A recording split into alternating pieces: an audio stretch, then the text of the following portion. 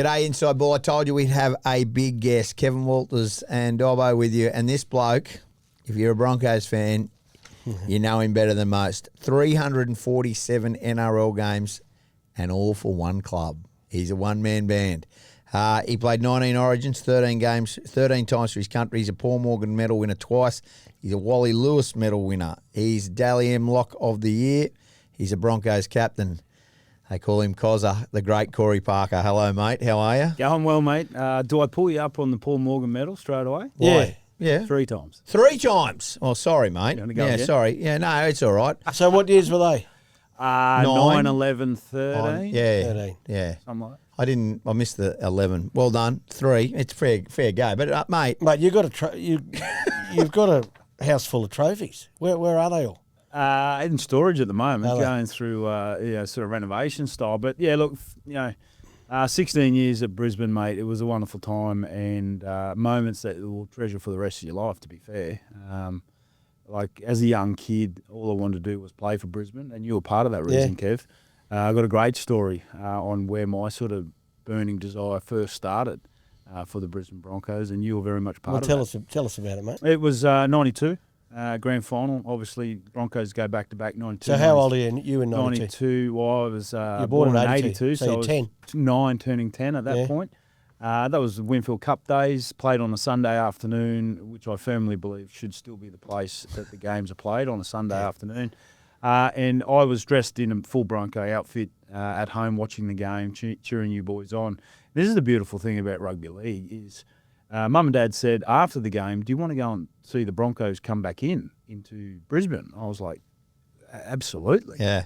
And for me, as you're a kid, we lived out at Jimboomba at that point, and it was the longest car ride in history. Things just seemed a lot longer when you were a kid. Yeah. So I turn up at the airport, and this sort of fanfare was going on. There was a bus parked right out the front, and I stood as close as I could to the bus. So the bus door and me. So you're a Broncos tragic I as was a a 10-year. Broncos tragic In as your a jersey. junior, in my kit, standing at the powers. Broncos bus. They've won a comp, their first They've ever just comp. won a comp. So they've come through the airport and, obviously enjoying what has just unfolded. And I'm touching these guys walk past. Kevie, you were one of them, Alfie, the list goes on.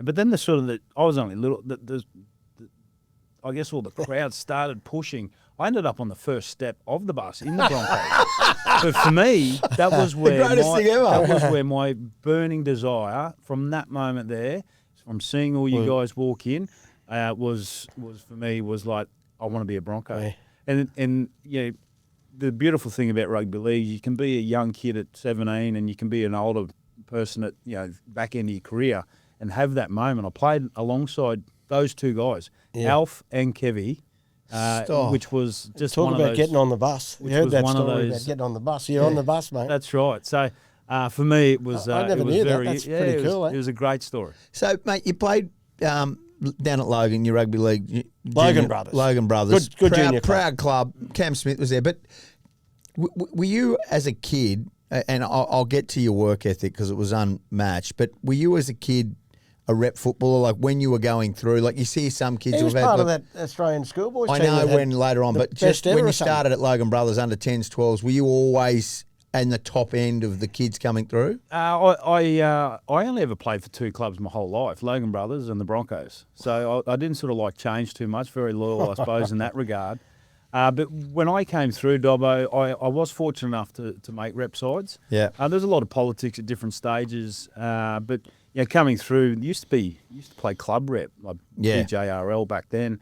Then you'd play for your South Coast and go and play in the state titles and the like. Did you get a crack against Ipswich at any stage, Corey? Ipswich was.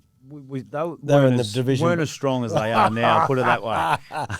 But I was fortunate enough to be a part of sort of some junior rep sides and again, forged some wonderful, I guess, relationships. So myself, Brent Tate and Justin Hodges were all great mates and we all played in those junior rep So sides who together. was Tatey at? Where were they? He was at Hodjo? Redcliffe and Hodjo? Hodjo was up in Cairns, but he came down to Brisbane at about 12 or 13. Yeah, right. So where was Cam Smith at that stage? Like, because he was at Logan Brothers as Yeah, well. he's 1 year younger. Yeah. So same journey, but just 1 year under. Did you remember him? I remember him well. So he lived about 3 doors up from my nan and pop. So I used to spend a lot of time with Cam Smith and kicking the footy around the backyard. And it's crazy because Practice your goal kicking, you too. It was crazy because you then look, you forecast to now and you look back and you go, you're just two kids around, kicking around Logan, enjoying footy. Yeah. Not to then go, well, in my opinion, one of the greatest, if not the greatest player to pull on a boot. Ever. Right. So it was good. But, Smithy, he used to play up every now and then in our team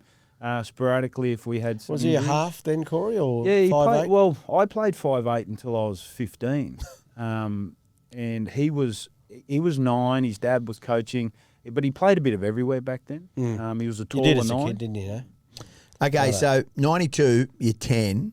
You make your debut for the Broncos in 01. So can you tell us about the journey from Logan Brothers to where you get picked up? Like everybody has that moment. So how did that transpire that you get signed? Yeah, it was interesting. Very similar, in under sort of 14s and making rep sides. And then I remember it clear as day, Cyril Connell. That was back when you used to get letters and not emails. And I was at Jimboomba and my driveway was about, 200 metres to the letterbox. And I remember getting the mail and it was a Bronco letterhead. And all it was an invitation to go to an EP, like a development camp at Margaux Brothers, which I think they still do at Ashgrove. Yeah. And went along to that. And it was, there was a bunch of kids there, some of which I knew. You would have known them, yeah. Some of which I knew, some I didn't. And the Broncos just basically had a look at you. And they called it a scholarship back then. And I think it was just in the way of $1,500. And it just sort of went towards schooling and boots and that sort of thing. A lot of money. Which for me, I thought it was the greatest thing since sliced bread. So you continue to play football, still having that one burning desire to play for Brisbane because that's all I was. I'm a pretty stubborn guy in that regard. If I wanted to get something, I'd sort of stop at no end to try and achieve it. So for me, 15, 16, making rep sides, fortunate enough to make a couple of Queensland sides as a 15-year-old. And then they picked the Australian schoolboys in open for under 17s. And it was a trip to England, Ireland, France, which I was able to get a part of. It would have been a horrible trip. It was a rubbish trip. I missed out on the schoolies, but we had a pretty fair time. Yeah. And it was a great team. Looking back at that point, we were just a bunch of kids running around, but I mean, some of the game's greatest players have been involved in that side. So Who was in the team? Our back line, Mark Gasnier, Brent Tate, Justin Hodges, Braithen Astor, myself, Shane Tronk. I think if you go through the side, Michael Luck. Wow. There would have been that went on and played long periods of time in the NRL, if not for their country. I think there might have been 10 or 12 players. It's pretty fair side. It's allegedly the greatest schoolboys team of all time with the amount of Is that players. right, with the amount of players that Not went just on went on to play NRL, but were good footballers. blokes like Corey with a wonderful career and Origin, Australia, Premierships, all that stuff. So when we returned home from that trip over in England, myself, Tatey and Hodjo were presented with a contract from Brisbane. We were 17 at that point. We were still at school. And were presented with a contract which, again, was just, for me, just was a dream come true, but the start of a journey that was yet to come. So. And where'd you play for the schoolboys? Were you back row or front row? Or what? I played in the front row, back row at that point in time. Okay. Why? I remember this as clear as day, and I reckon it was 2001 or maybe 2002. And you it might have even been 3. I don't know, but you're a Bronco, and I was on a plane. You guys had beaten the Roosters in Sydney. And you had a shaved head, like you were like completely bald. Now, what can we just? what, was that to stand out so you get recognised? No, definitely not. What was the reasoning for the bald hair early on? Yeah, back home I was at Bow Desert High School at that point in time, so a lot of country kids, and it was just the thing to shave your head. Now, it wasn't the thing to go skin like I was. Yeah. I don't have many regrets in life, but that's one of them. But It didn't do much for you, mate. It brought you back to my level. Looking back, I cannot believe how and why I did that. I held on it for probably 2 years too long. But yeah, that I- was Because you that got a was the full first- crop. Like you got a full crop. Good hair, proper good hair. But it was the first time I ever saw it. Like you were dead Yeah. set, chose to go bald at that stage, and but obviously, you football. Can you remember that debut? Can you remember your first game for the Bronx? Yeah, absolutely. Yeah, it was against the Warriors, and there was an injury midweek, so I was thereabouts. And This I was is 2001. 2001. Yeah. I think it was around 12 or 13. Might even been a fraction earlier. I remember it clear as day. There was an injury to one of the players throughout the week, and I got the call in late. And it was obviously a trip over to New Zealand, so the boys went over. Well, You the had a team went passport? over. Because you I had a schoolboys passport, day. yeah. And we went over a fraction early, so it was sort of really rushed in that regard. And yeah, went over there and played against the Warriors, who at that point in time, as you know, Kev, Mate. were Stacey massive. Jones. Like, we're talking Stacey Jones, Manu? Ali Lautiti. Yeah, they're forwards. They're just big across the field. Vadavai. Well, Vadivar, he would have been quite young at that point. He may have come in a couple of years later, but this is back when they were Monty Booth. Bootham, They were rock hard and massive boys. And here I was, chose to play for Brisbane in my debut. So my dad flew over at that point in time. Mum, for whatever reason, couldn't make it, and she is a Kiwi. Yeah. So it just solidified for me at that dream, going back to standing beside the bus, that was about to happen. And there was moments, I don't remember the whole sort of how the game unfolded, but there was moments in that game, and it was a bizarre game. It was the first and only time Wendell Sailor was the captain of the Brisbane Broncos from the wing. He captained one game, that was from the wing. Benny Eichen did his ACL in that game. We lost 13-12. I was able to score a try on debut. I just come onto the field and sort of right place, right time, back up on the inside, and I score a try. But You're thinking, how easy is this? well, that was sort of, I'm off the nudie run straight Straight away. But the thing I remember most, and it was, they had a repeat set. I'd just come on, and we did a dropout. And Ali Lautiti had the ball and held it like a tennis ball. And it was like he just scanned across the park and for whatever reason saw me and just picked me out and absolutely ran as hard as he could straight at me. So that was my initiation into first grade. Did you square him? Oh no, he I made the tackle. It was ineffective, but I slowed him up somewhat. But for me, I was playing front row for the Broncos at that point, and I was just thinking, how good is this? It's the greatest feeling I've ever been a part of. Well, you were playing front row because you blew out a bit, didn't you? You blew out to 108 kegs. I did in 2003. Yeah, in 2003. And again, you sort of change with the time. Back then, when we first started, it was unlimited interchange at that point. In 2003, when the Panthers won the competition, they were massive, like Nullavau and Joel Clinton, Martin Lang, and it was a big guys game. So you adapted with it. So I got to as big as 108, you're right, Kev, which was pretty big. Yeah. But then 2 years later, when we win the comp in 2006, I was 97.5 kilos. Yeah. So fluctuated with how the game adapted and just adapted. So but for me, obviously, 108 wasn't sustainable for long periods of time. So that was the year you arrived at the.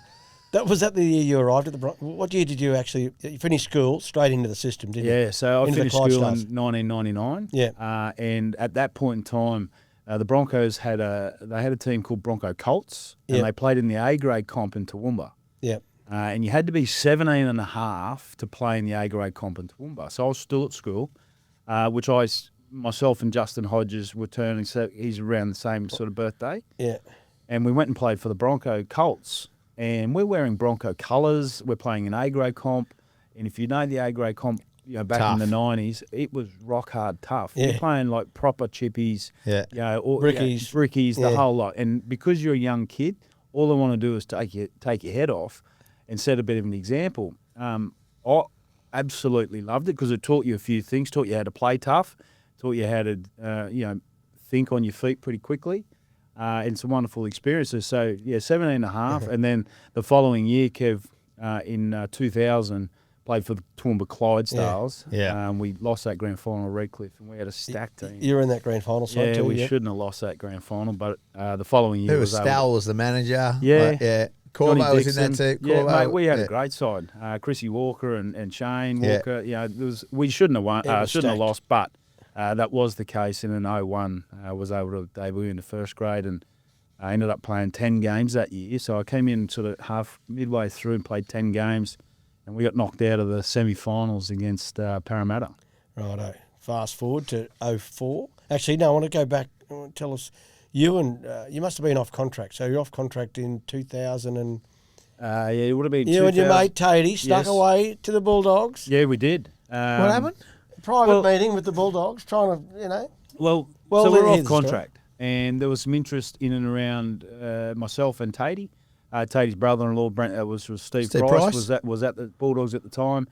So they wanted to have a bit of look. So I'd played first grade. We'd come back to Brisbane, found our own way back down to Sydney to go through the meeting, which is not uncommon. It's what happens these now, days. but back then it was probably Back a little then, bit different. It was just perceived differently back Yeah.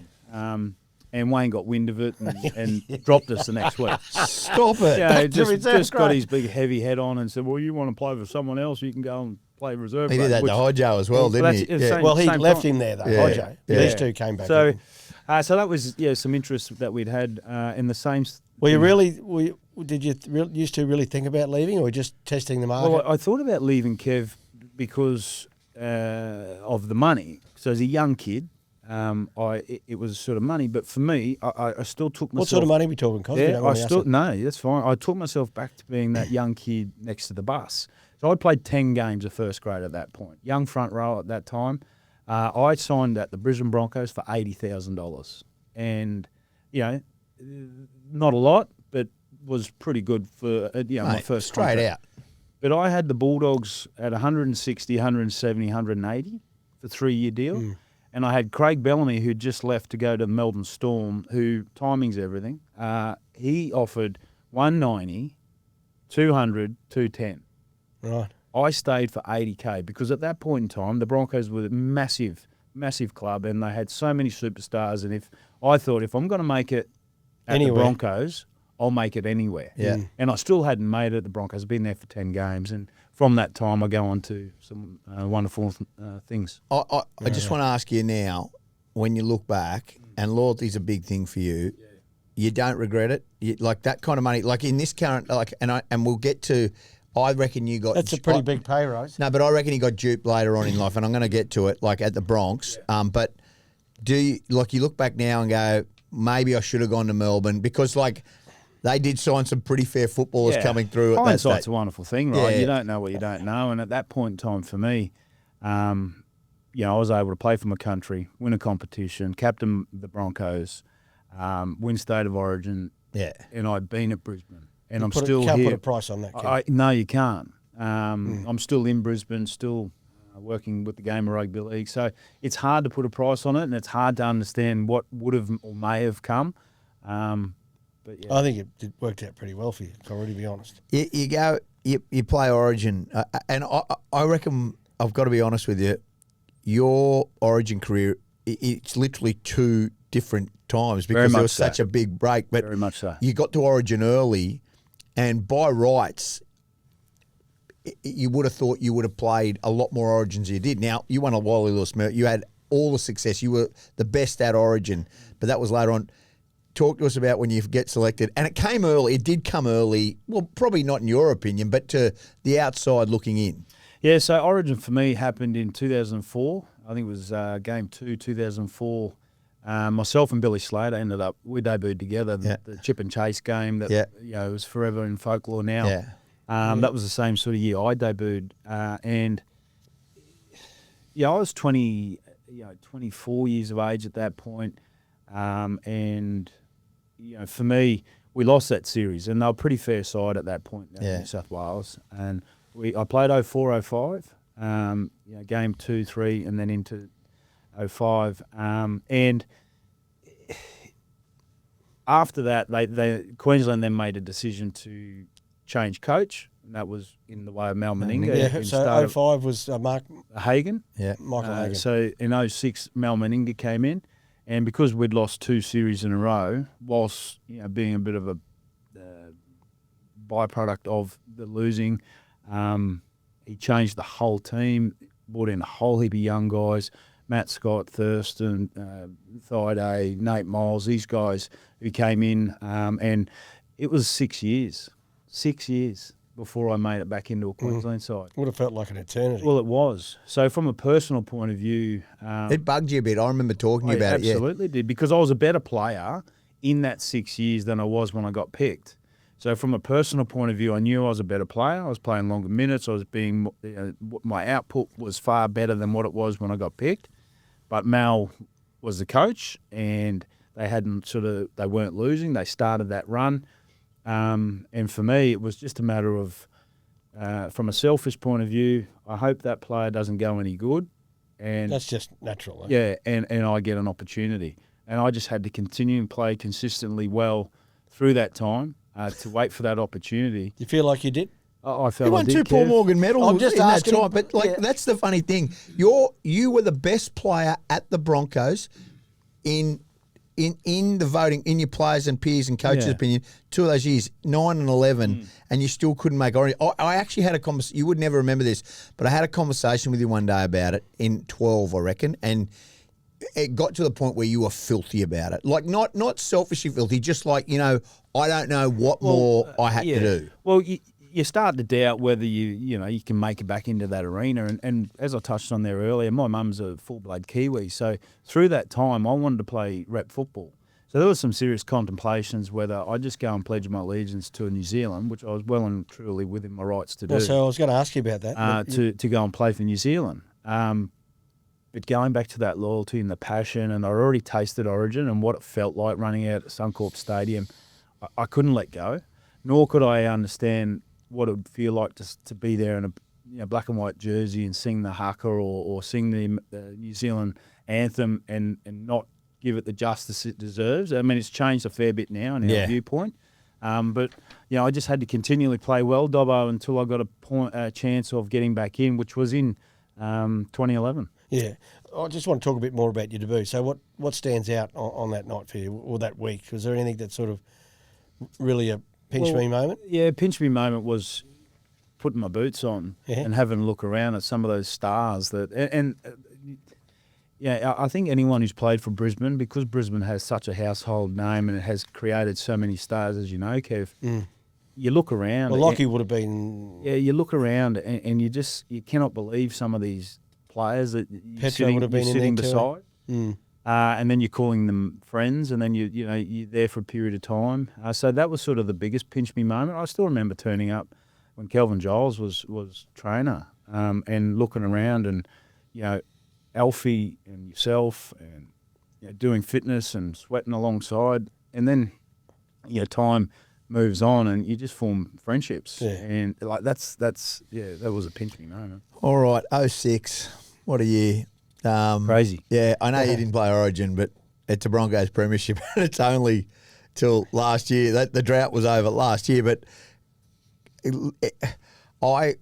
at that stage, I remember, and it's a funny thing. I remember obviously the grand final. Because you're a Bulldogs man. But I remember... You were a Bulldogs man just back let then. me talk. I'm sitting at Condamine, and at halftime, the Dogs have got you in the prelim absolutely skinned. It was 26-4, I think it was. 26-4, and literally, we were cooking rib on the bones at the back at the farm at Condamine, and then the second halves, like, you guys come back. So I want to talk about that prelim first at halftime, because it's the second half, that prelim, that gets you guys to win. You were never going to lose a grand final. It's a bit like once they beat Canberra, like they were never going to not, So can you remember that prelim? I do. I remember it well. And I remember different parts throughout that year and how we got to that prelim. But the prelim that you're just speaking about, so the first half, we weren't super bad, but they had a lot of ball and we they had a gun team too. Yeah, bloody up. And we just weren't where we need to be as being the Broncos. And we go into halftime, and the clearest thing I remember most about that halftime is the old Sydney Football Stadium used to walk up on the sort of uphill to get into the change rooms. And Willie Mason, sort of big jovial guy that he is, was like he was yahooing walking into the change rooms like, we're off to a grand final, boys, 40 more minutes, and it was quite loud. And we were obviously very sheepish in the performance that had just sort of the scoreline, etc. And we were sitting around in the change rooms, and Wayne Bennett, the only thing he said, sometimes he talks, sometimes he doesn't. Sometimes, he just doesn't say words for the sake of saying them. And all he said was, you got two options. You can sit here and watch the season go by, or you can go out there and play like the Broncos. Now, that was it. That was Pretty as simple. simple, eh? That was as simple as it was. And we go out there in the second half, and I think it was Carmichael Hunt or Justin Hodges set up a try for Sean Berrigan, who scored that amazing try behind the back of his head. I think it was Hodjo. Hodjo had pushed back into fullback, and Kay had gone back out to the wing. Sean Berrigan was playing 9 at that point. McInnes started the year with us in 06, did his ACL, and then we sort of trialled a few people in a few different areas. But that was the start. So when Barrow scored that try, we got a bit of a leg up, and we started to feel like running downhill a bit, and then we chased them down. I scored, sort of 10 minutes to go and put us out, by a decent margin. You're never going to lose it then. And we're never going to lose it. So for us, and there was storylines right across. I mean, through that period of time in 06, I think we lost 5 in a row at one point. It was Webby's last year, as in Shane Webke's last year. Darius's first year. There was so many wonderful young players, but now looking back, forged epic careers of their own. So, you were never going to lose to Melbourne in that next week. That was it. We went as heavy underdogs, big but time. from our internal sort of from where we were, based on what we'd done and what we'd felt, and that sort of feeling within the group. No, we weren't. Was it the premiership? How special was that time? Were you too young to really appreciate it? No, I started. No, he wasn't too young to appreciate it. I started in 01, so it took me 7 years to win one. So it then took me another 10 to get back to one. Yeah, I know. So whilst you probably celebrate it differently, being younger in your life to the back end of your career, but no, I absolutely knew the enormity of what was, and I touched on it back when we were 16 years of age. Justin Hodges, myself, and Brent Tate. We're on the same journey together, and here we were, all in that side. How big's Magic Round going to be? Because they've got the reunion, the premiership reunion. That's going to be a really special. That Magic weekend, is it? Every single player is attending. Every single player from that side is very rare at reunions. They get that, so it's going to be a special day. Yeah, it will be. It will be a special day because, again, you just don't know when the next one's coming. And for Brisbane, with such a powerful club who've had such success early on, it went back-to-back in 92, 93, 97, 98, and 2000, and then 06, you just think that one's coming around the corner. Well, it wasn't until last year that it was able to happen. And so they're just so special and hard to win. And when you do win one, like I've won one and lost one, and the feeling is completely different. Your football career is unbelievable, and we will go back to your rep career, but just while you're talking about 15, do you watch it? I've watched it numerous times, not for a long while after. However, I would wake up, and you hear this, people, these sorts of comments from people, but I'd wake up in the middle of the night and play over what ifs in my head, like what if I did this different, or what if I did that different. So literally, not nightmares, but kept you up at night. It did. Yeah. That one, and I mean, I don't want to bring it 23 up as well. Well, I was part of that too. I was you were assistant. Yeah, that's right. I could 15 could not we'd been told. But Anthony Milford was the Clive Churchill Medal winner. We'd been told that to go down there, and it was Brisbane had won it. We were walking down to Brisbane and won it, and that side was an unbelievable side. I think you guys got pumped by South in week 1, and then after that, it was as good as a team as. Yeah. Well, the way that game unfolded, it was like I remember after the game, my initial feelings, and I was interviewed, and my simple response was, if you've never seen a game of rugby league before and that's your first, you're hooked. That was the ultimate, showcase for rugby league. But the game, the way that game unfolded throughout, we scored off a kickoff. I think Oatsy scored early on off a kickoff. Yeah. Adam Blair offload. Then they scored off a scrum. Scrum set play. Set play off a scrum. We Jake Granville back through the middle. Jake Granville through the middle. it was just one of those games that was sort of toing and froing. And the back end of the game, there was some pivotal moments that just happened. You look back on, like I remember, I think Ben Hunt tipped Kane Lynette in a tackle, like lifted him. They got a penalty, and from that moment, it felt like we just couldn't get back down to their end. Like they were defending really well. We were, coming out of yardage, etc. And then Milf comes up with that one-on-one steal, which I thought that's the winner. That's the game winner. We're done. But then Cole Felt comes up with a tackle over the back and knocks the ball out. Like Anthony Milford holds that ball, and it's not over. His fault. It's just how it all unfolds. It's over, and then you get you go down further. There's a 30, 40 seconds to go. Like I remember the play that. Oh, I can tell you about it too. I want to hear your story because you're out there in the thick of it. So I'm out there in the thick of it. There's myself, Adam Blair, the middle. So we're in the middle of the field, and they go over to the far left, and Thursday. They're trying to keep the ball alive, hot potato style, and they're over the far left. I make a tackle on Thurston on the 40-metre line, which is quite a distance from a try line. My play over in my head is I should have just went high, as in, doesn't matter, take his head off in retrospect, clean him up, do something. But I hit him sort of there, and he was still able to get the ball away. We're still 40 metres off our own try line at this point. And then it's just in slow motion, watching it all unfold sort of as it goes. Jack Reed comes up, Corey Oates comes pushes up. in. Oates jams in, and Margaux gets that miracle flick pass across to Cole Felt, and he scores in the corner. And then what unfolded after that was unbelievable. And because the media right throughout that build-up, what seemed to be the finals build-up, the season, it was Thursday has to win a grand final. Yeah. Well, hang on, why does he have to win a grand final? What's wrong with us winning a grand final? It's so true. It was just this narrative. He'd already won one. He'd already won one at the Dogs. So it was just this narrative that Thursday needed to win this grand final. Anyway, they score in the corner, and if you stop the clock from when the try was scored, how long did it take to kick it? It would have been at least 5 or 6 minutes. Easy. I've got it all on video. So the stage was set. JT. So I was absolutely losing my marbles at the referee. I was carrying on probably, in essence, worked in our favour, the fact that he had so much time to think about what was going on. Because that was his least favourite side to kick, on the right-hand side, for the way he swings the ball. He hits it, misses, hits the upright. Can I just say this now? With what happened after that for Ben Hunt, I wish that Thurston, and I say this as a fan, I wish Thurston had won it in that moment rather than having to go to Golden Point, because after that, Golden Point got scrapped forever and a day in grand finals. And so I don't believe Golden Point should ever be decided for a GF. Never.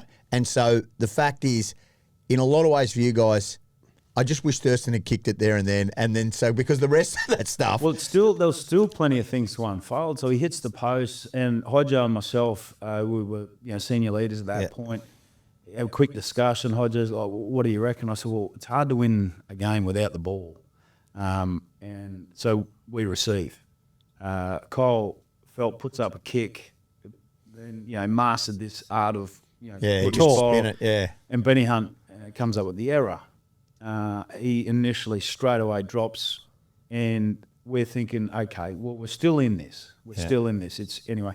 So we go back. It's a scrum. Today's day and age, it'd be a penalty without doubt. I was 3 or 4 metres offside, off the defensive line to put pressure. Thursday gets a ball, it's a poor pass, gets a ball behind him, and through that time he had to prop off his right, and they went back down the short side. Now I'm thinking we're a massive chance here. They're into a corner, and for a kick a field goal, it's going to be difficult. But it was a James Tarmo run. I think he poked his notion and got a quicker play of the ball than what he probably should have. And then Thursday gets the ball 2 passes wide. Horrible. He didn't kick it well. Mate, it's the worst field goal you'll ever see in terms of the drop and the shape, etc. But ultimately it went over. And that's how it all unfolded on that back end. But there was so many pivotal moments in that game that you just wish you could have again. The one that stays in my mind is it was a bounce pass that Thurston picked up, from dummy half. Yeah. Right? And now one of the best kick pressure people in the game is Adam Blair.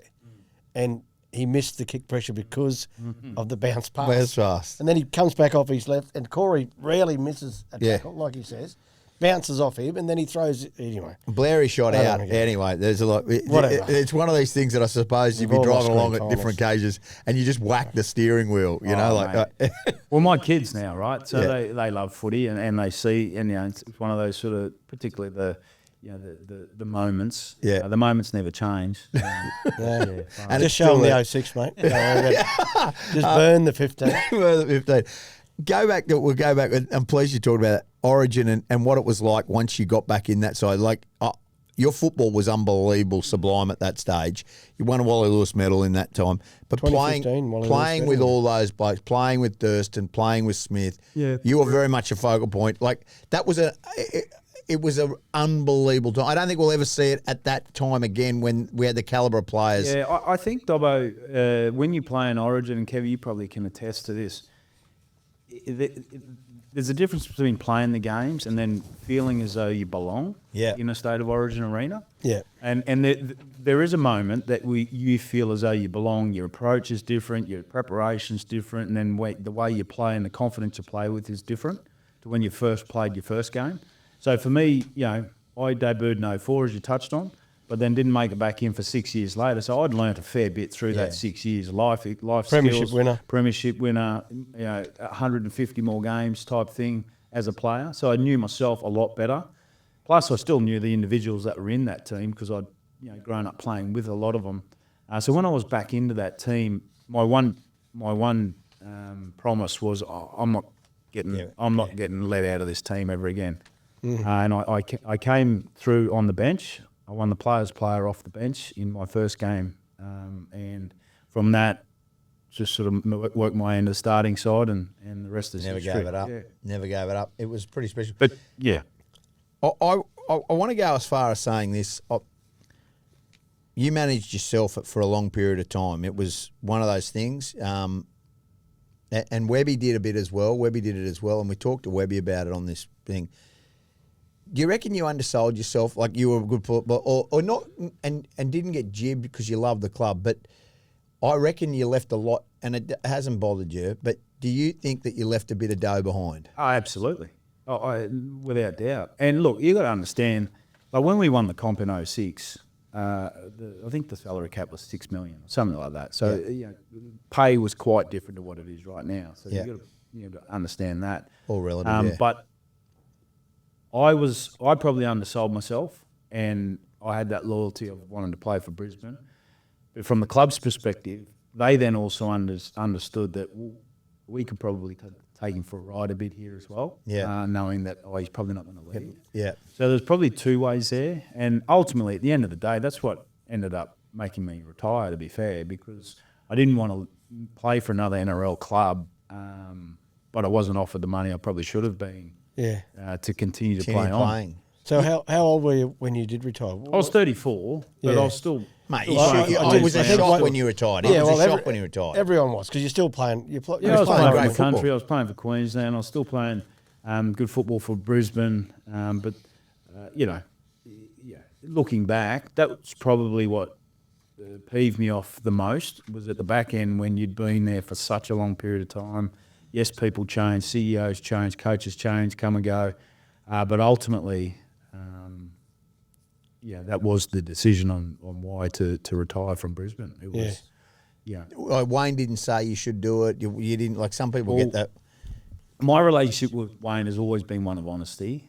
We've butted head at numerous times throughout my career. And they offered me a deal, Brisbane. It was $200,000. I was captain at that point. Was it less than what you're on, or about the same? So it was I was only on 300. It was 200. So it was pretty much the same. I was on 200, and there was 100,000 coming in the way of third party. And there's a lot that goes into being a professional sports person. 100%. Day in and day out, the sacrifices, etc. Pressure, and I was just like, you know what, like. You can jam it type thing. Yeah. So I looking back, because at that point, Dobbo, I was at 347 games, still playing well. And Lockyer, as the club, leader at 355. Would have mowed him down. Well, I would have got him the next year, which you don't play for those sort of milestones, but that was well and truly something that was in reach. But for me, again, a lot of learnings, a lot of life skills, a lot of it's. See, I got to be honest with you. It's almost offensive because you see these young blokes now who have done nothing, and they're bitching it because is it 300 or is it 400, is it 500, and they've literally done nothing. And I know it rolls you a little bit, but it's just the way. But you sit back and just go, what are they complaining about? Yeah. I mean, look, again, I go back. The salary cap where it is right now is completely different, but I think there's a lot more. Well, there's more teams for one. There's what have we got, 3 or 4 more teams, and back when in 2016, 10 years ago, there's going to be 2 more in the next 2 years. So the demand for someone who's playing for their country and state is super high. So clubs, they don't tend to play that low ball. They can't play. They can't play it anymore. Whereas back then. Yeah, but you were pretty fiercely loyal to the Broncos. I was fiercely loyal, and they probably knew. And of course, Wayne thought, well, he's not going. If he's going to be playing anywhere, it'll be here. Yeah, So but I mean, from a monetary point of view, like you wouldn't have you wouldn't even have to sneeze. It'd be starting with a 7, 8, 9. These days with guys that are playing. Do you regret not having a manager now? Like I know you got Isaac later on. I don't because I was able to. Have talks with CEOs, have talks with sort of people that were involved with big organisations, and ultimately it ended up giving me my first ever start at Fox, which ended up being a place I worked for 10 years. Yeah. I still remember it clear as day because I managed myself. Media manager at the Broncos said, there's a show at Fox they want to get you on called the Sterlo Show. Yeah. Do you want me to just say no? They were offering, it was like $1,000 or something like that.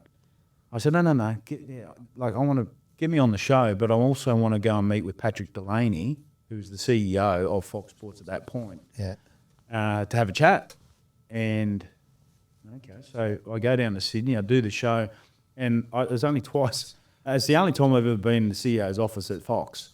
And I get there, and I go up to his office. I sat with him for 15 minutes and said, "Thanks very much for your time. I'd love an opportunity to be a part of the blah blah blah."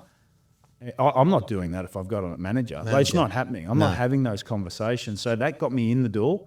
The following year, I did a full-time show with Peter Sterling, and the following year after that, which is when I retired in 2016, which is when Fox League, the channel now, they got in 2017, I went into work at Fox full time for the same amount of money I was offered to play rugby league. So I was like, it's a bit easier on the body. And it certainly. But to answer your question, I didn't have a manager. I don't have those conversations with the CEO of one of the biggest organisations. Pretty good, and it speaks volumes now for young kids that they've got to learn how to have those rather than having to rely. I just want to stay in Broncos mode for the moment. Now, in 2015, they had a World Club Challenge series. Now, I was part of the staff. We went to England, played against Wigan. It was a great trip, was it not? Great series. What about the game? What do you remember from the game? We played against. I think James Graham was part of that. John Buchanan was part of that. They played a real. Well, that was our first game, Kev. So it was essentially our trial at that point. In that game, it was pretty cold, just normal conditions for England, but they were really tough. It's hard, isn't it? Like they played a traditional English style of football, right up in your face, giving it to us, and then I think we might have been 12 all or 14 all at some point in the game, and I got hit high and we got a penalty, and that was obviously going to decide the match. Wasn't long left in the match, and that Gelling come out of the line and charged. Have you seen this, Dobbo? Charged my penalty shot down. I just watched it again last night. I forgot totally about that. And like it's sort of, I'd never witnessed or been a part of that.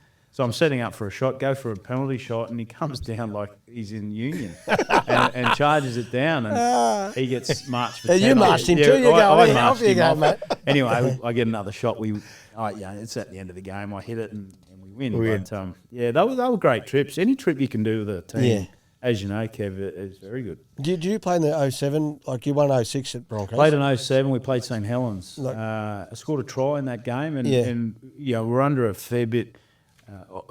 Not under a fair bit of pressure, but we're playing a pretty fair side in the World Club Challenge, and we go down in that game in a close one.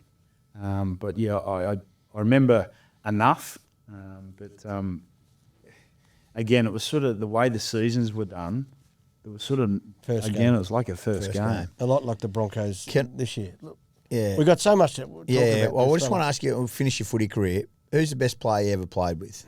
Best Bronco and then best from an international, because I think I know that. But the best Bronco you ever got to play with? It's very hard. Don't make him do that. Like, it's very hard in the sense that...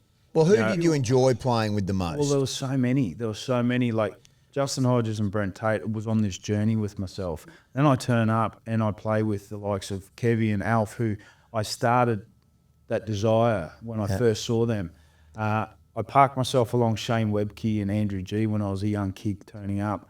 And at the time, like they're at the game's height, but I'm still don't understand how, looking back now, they're still some of the game's greatest ever players. Like we're talking Hall of Famers and soon to be immortals. So for me, Webby, who I learnt a lot off, like Darren Lockyer, who should be an immortal in my opinion, based on what he's done in the game and his CV. Yeah, where do you start? Where do you start? Where do you finish? There's so many. What about your opponent, your toughest opponent, you're thinking My toughest opponent is Cam Smith.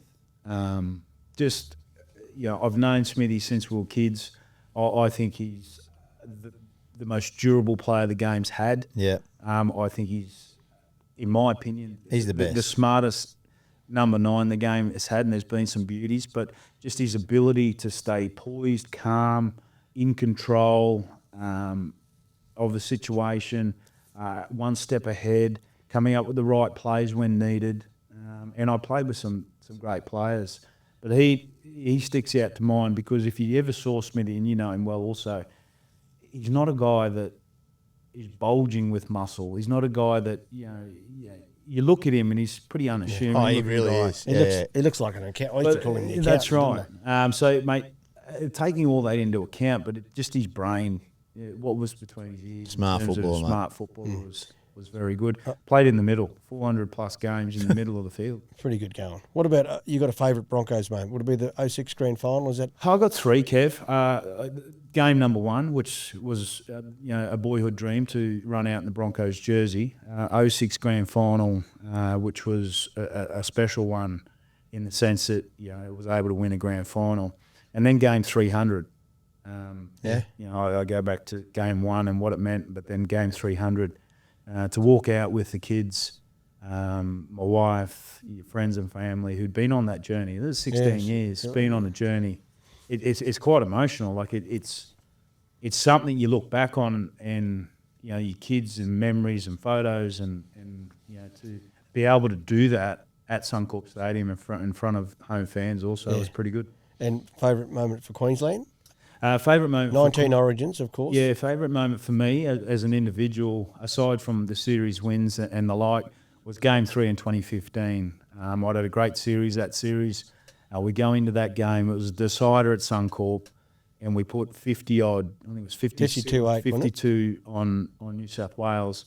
And it's probably one of the only games I've played for Queensland where it felt like, anyway, it was the loudest game I've ever played in, but it felt like every player played to their absolute potential. And, we absolutely gave it to New South Wales. Even midway through, back to Cameron Smith, midway through that game at like 30-odd, he said, boys, just keep it together, but let's give it to these blokes. Like, we weren't getting ahead of ourselves. We were dialed in, ended up putting 50 on New South Wales. Yeah. And at the end of that, to get the Wally Lewis medal as deemed to be the player of the series in front of friends and family was pretty special. Okay. how is it that a club legend at the Brisbane Broncos has a son now contracted to the Dolphins? And what does that look like for you? What does that look like? Well, Narelle and I were talking about you got four last night. unbelievable kids, and I want to say this now: like all of them are talented. 2 boys, 2 girls, but they love sport. One thing, you're a hands-on dad. You're at everything. It doesn't matter whether it's motorbike riding, soccer. They're all into it. But for Wiley Parker to be a Dolphin, it hurts me because you just expect that the Broncos are going to pick them up. Yeah, I did too. Yeah. But that just didn't Was happen. there anything from the Broncos? No, nothing. Zero. And look, to be honest, I'm sort of glad it hasn't. Like, he is a Bronco through and through. Yeah. Like, he, in the sense of watched Dad play, loves the Broncos. He's got some of his role models at Brisbane. But the reality is, he signed a contract now with the Dolphins. He's got his own journey. He's got his own journey where he wants to go in. But I've never been that parent or father to pick up the phone and say, hey, come and have a look at my kid, because all that I see, all that's going to do is set him up for failure at later in life, because Dad's not there to do it for you. You've got to do it yourself and pave your own journey, and he's done that. Yep. And his journey, he's going to have his desires and his beliefs similar to what I had. But, you're right. I mean, he's a Dolphin at the moment. I asked Kurt Richards literally on Sunday about him. Our kids go to the same school, and we're at the Junction Park Fete, and I said to him, and I hadn't actually had a chat to him. I just said, tell me about Wally Parker. And he said, well, he's not the number one as from a skill point, but he's the number one trainer, the number one dedicated, and so he's going to be one of the best. Like he just said to me, you can already tell, like he's very talented. Like there's obviously kids but he just said he works harder than anybody. And like he said, that's what we want at the Dolphins. From a recruitment point of view, everyone looks at things differently. Yeah. And that's rugby league. Like, your opinion differs to my opinion, and what you look for is different to what I look for. And, they value some of the things that he's good at. He's still got some areas he needs to work on. He's just turned 15, so it's crazy, isn't it, though? He's still got a long way ahead. He's going to Nudgy. Yeah. He's a Nudgy, yeah. How do you and Margaux I actually don't know, Kev. sort that out? I don't know. We've got... What's he driving there? 15-year-old he's on the sitting bus. on pillows or what? We've got 4 kids and at 3 different schools. And you're both working on breakfast radio? Both breakfast radio. So, they're like free the juggle is real though. Like for you guys, you are working and obviously Memphis and River and like obviously Jagger as well. But for Wiley, like you're a club legend. He must have been proud though when he's because it wouldn't have mattered if he played soccer or rugby union. You wouldn't have cared. It's funny because I get more emotional watching my kids do things. Yeah. And to you, Kev, if you're able to coach in a team that your son's playing at, it's like you're still dad first and foremost. Yeah. And then you're the coach. So for me to stand there and watch Wiley play rugby league, watch him play rugby union, and kick goals the way he's kicking goals is so good. Yeah. But then I go and watch my son who plays rugby for school, but is fully into soccer. Going over to Barcelona to do. Jagger loves it, mate. It's a completely different. And then I watch my daughter, the youngest one, for example. She goes and plays rugby at school and gives it to the boys. It's a whole different scenario. Then my eldest daughter, she did an ACL, but she's playing rugby and netball. I live through my kids. My time's done. I'm just dad to them. Yeah. When they talk to people, Can they remember you playing? Like the eldest two can. Yeah. And that's again, one of my regrets would have been I would have had my kids earlier, so they can enjoy that ride of what Dad used to do. Because the youngest two, I was just too young. So it's for me, I'm Dad, and even with Wiley, I give him all the tools to try and succeed, and still it's Dad. But if the Dolphins gave him the same tools, it'd be something different. Righto. But there will be some kids around his age looking for some advice. You're 300 347, how many? 47. Gamer, right? 15, 16 years long in the NRL.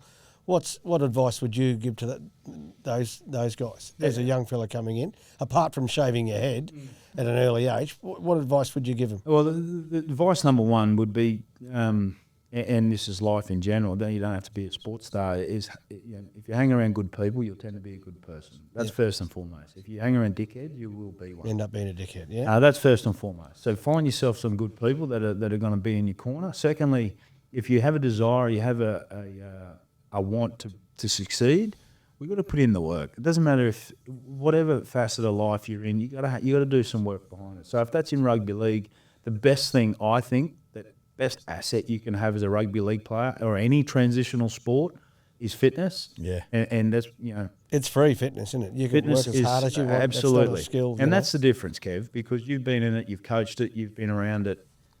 The good players are the ones that find a reason to be in positions they don't need to be in or shouldn't be in based on a fitness level. Skill sets and all that, they will come and you can work on all that.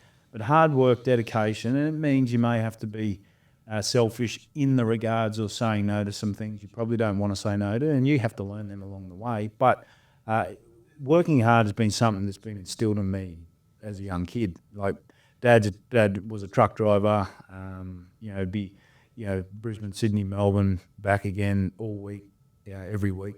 Yeah. Mum was, she was a stay-at-home mum looking after 2 kids. So it was just instilled as a young kid of hard work.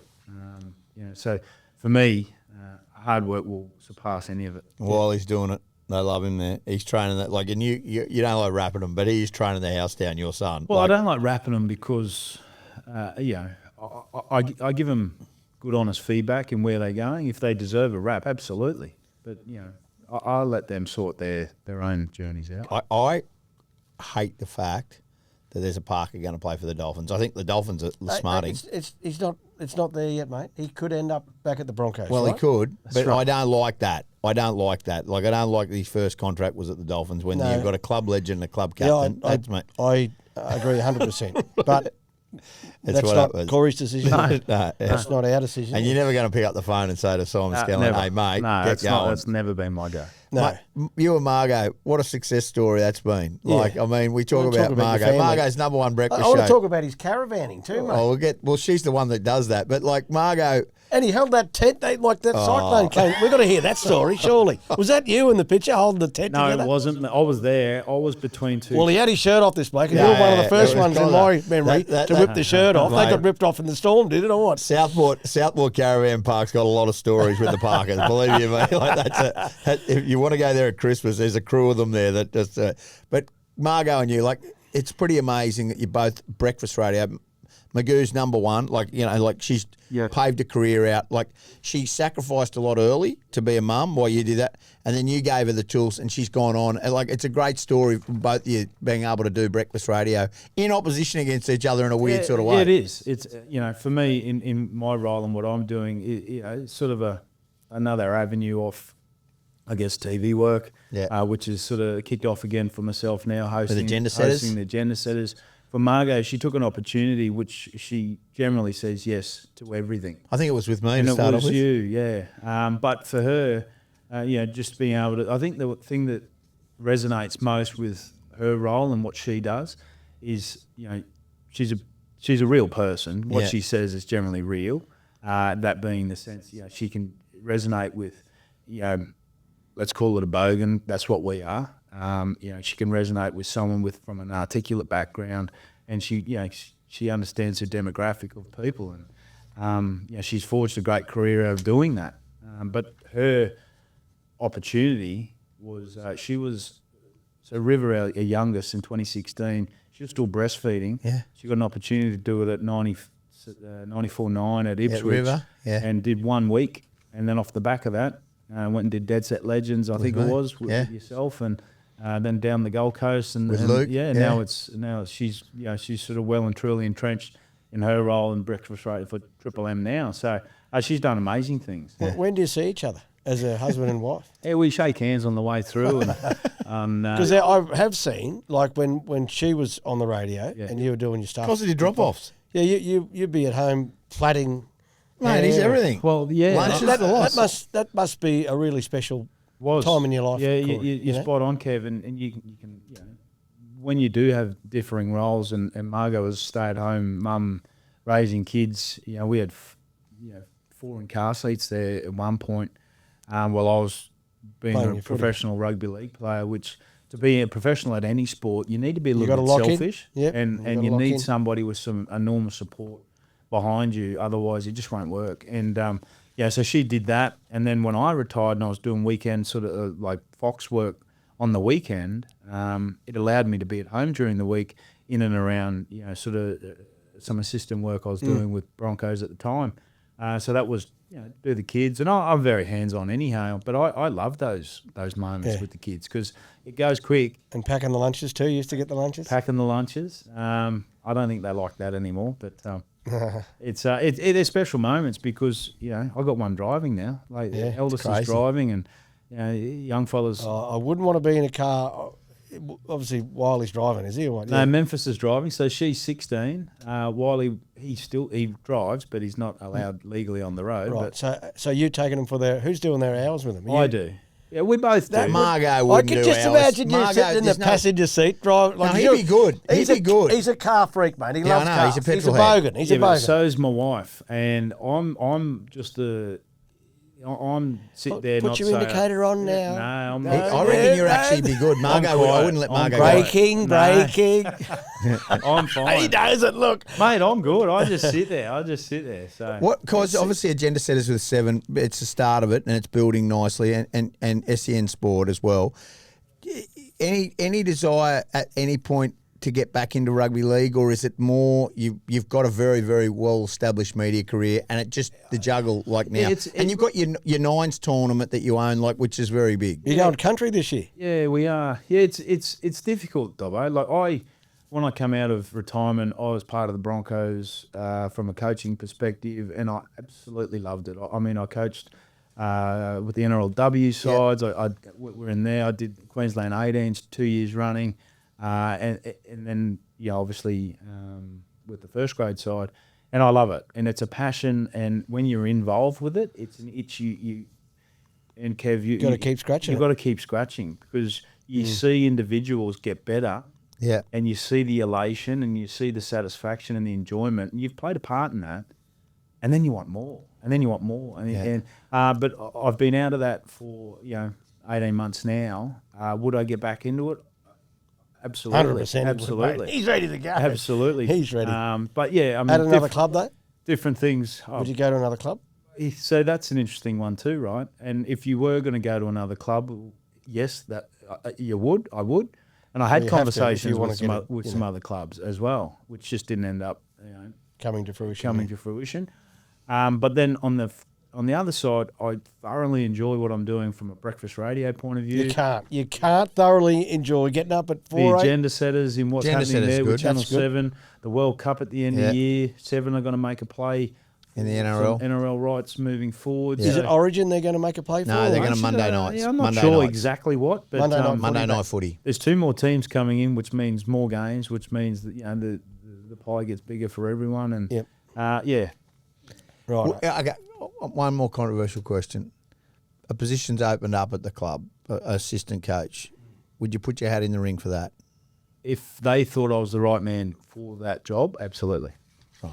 Well, he's a Bronco to the bone, mate. Yeah. So. I reckon you've no stone unturned. I reckon you left nothing in the tank. I do think you retired too early, and I've said this to you before. No, don't be hard on him. No, I do. I honestly understand it, but I just thought he's got.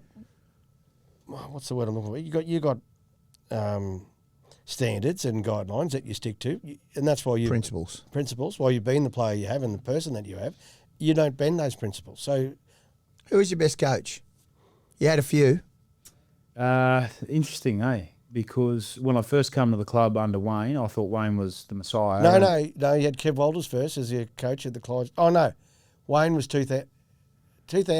Ivan Henjak was your first coach at the Clydesdales. Well, John Dixon was my very first coach, if you remember John Dixon. Then Ivan Henjak, and then Wayne when I first came into first grade, who at that point in time was Wayne Bennett. It was Jesus Christ. And then Wayne left and went to the Dragons and Newcastle and the like. So you get different people, and all of a sudden your viewpoint changes. And Ivan Henjak, Anthony Griffin, and then Wayne comes back. And I finished my career with Wayne, but I had a long time without him. And through that time, you go through some Origin. Kevie coached me at Origin. You go with Mal as well at Origin. Mal, Tim Sheens. So from an innovative point of view, from like if you're asking coach for innovative ideas, Sheensy was. Yeah, he was He was very much ahead of the game in terms of, and this is in 2013 World Cup. He was thinking of ways on how to exploit, scrum moves to move the ruck around, all those sorts of things, which had some great sort of merit. But Wayne, the reason he stayed so good for so long is the basic fundamentals, which taught me so much, which I now teach young kids, 15, 16, doesn't matter what age you are, if you can master the basic fundamentals in the game of rugby league, catch, pass, draw and pass, you will go a long way because there's so many guys that can't do that. So you take a bit from everyone along the way, and at the end you put it all together and it spits out something. Yeah. I've got two things before we let you go. First thing is our major sponsor. Yes. Clear Mountain Stud. What's the turning point in your career where a moment where you thought, well, hang on, I'm not doing this right. I've got to change. Point. It's a good point because there was a definitive one. For me, it was around about 2007, 8, Kev. I was a good first grader. I'd played Origin, but what was going to make me go from where I was to where I wanted to go? And again, it was about working hard, and I went from a 60-minute player to an 80-minute middle forward. Yep. And finding that. But there had to be a bit of a definitive moment, and that was all it was just a fitness thing. So finding what your optimum weight was to play, finding what that looked like, and training extremely hard over a long period of time to ensure that you could play 80 minutes week in and week out. So once I was able to do that, then everything else just flowed off the back of it. Yeah, right. We might have to slot this question in earlier, but offloading was you said offloading was a big part of your game, and it's not something when you came into the game. Yep. We had Gigi on a few weeks back, and Wayne told him, run the ball straight. Don't even think about passing it. Yeah. Run the ball straight, right? But an offload can change everything. The game, can't it? Yes. So how did you learn that skill? Is that something that you always had? I've always had an offload. Right. So when you picked up a ball in the backyard playing as a kid, from a size point of view, wasn't always the biggest middle forward, but had an ability. I know that 108 kilos in outside of that, 1 year. Outside of that, that had an ability with a strength, as in in close contact. Yep. And being able to create that space. But as a young kid, I vouch for what Gigi said. So the coaching methods today completely different to coaching methods 20 years ago. Yeah. So back then, don't offload. So it was dumbed into me, don't offload. And then when you start, and when Wayne left the Broncos, for example, you get a different voice and you hear different ways of doing things. And everyone's got strengths and weaknesses. And now it's encouraged. Let's play to your strengths. Reece Walsh, perfect example. Play to your strength. We'll work on the weakness in a week-to-week thing. So one of my strengths was the offload. And off the back of that, you had 4 decisions to make. So when you take a hit up, the defensive line's either holding back off you because they're worried about a pre-line pass. They make contact on you and you create a space, you're offload. You either get a quick play of the ball or you keep running because they're up top. So it created a whole heap of different avenues and options. But it's still, I think, the greatest play in the game is if you can get a late offload with some defenders on you and you can create that ruck speed or instability in the defensive line, very good. But it was always something I had, just was sort of... But it is a skill that can be developed. Absolutely. For all those aspiring kids. It can be developed. And it's got to be developed by creating a space. Yeah. Right. What a life. Well done. I got one more. Go. One more, Dobbs. I know you're in a hurry, but I'm not. I love talking to this bloke. The caravan story. We're not letting you go without telling us about the caravan story. Yeah. So that was life and death, mate, for some mate, it was pretty hectic. Not for him. It was Christmas Day, 3 p.m. Christmas Day. This is just gone. Yeah, just gone. You caravan every year at this place? We caravan every year at this place. Everyone does. So like it's a cut and paste. Everyone goes the same spot sort of thing. And there's sort of, we're monitoring a storm on the radar, but it wasn't much. It was just like a little blip, like a little cell. And it just absolutely came through. And because it was Christmas Day, a lot of people weren't there. So we were there with my family and some friends, and then there was a lot of people that weren't. And what normally happens is that, Queensland away, Kev, you go and look after and check on other people's stuff. Anyway, this storm started to come through. And I thought, I'll go and check my caravan and make sure everything's tied down and done its thing. I'll go and check some friends just up here a bit further. And while this was all happening, it was quite windy and the rain starts to come in, but it's like it changed gears. And it was quite incredible. There was gazebos starting to roll down the street. So that boat that you saw that was off the trailer, so I was probably, 5 or 6 metres away. So I was at my mate, because he's got a new Land Cruiser, and he's under a gazebo, which is sort of starting to slam the Land Cruiser. So I had this, I would have looked like a dead set, like Mick Dundee. I had a knife on me like this, and I'm cutting straps because trying to get the gazebo trying to get it to go. But some of the other area, like there was tent poles, and they were like flapping. And once they take off, I was trying to cut the straps just to lay the tent poles down. Anyway, then the boat lifts off the trailer and starts to come towards me. So then it's a point of, okay, I'm not worried about the car. I'm not worried about the tent poles. I'm worried about me. My life. So I scoot across the road to try and take cover, and it is howling down the street.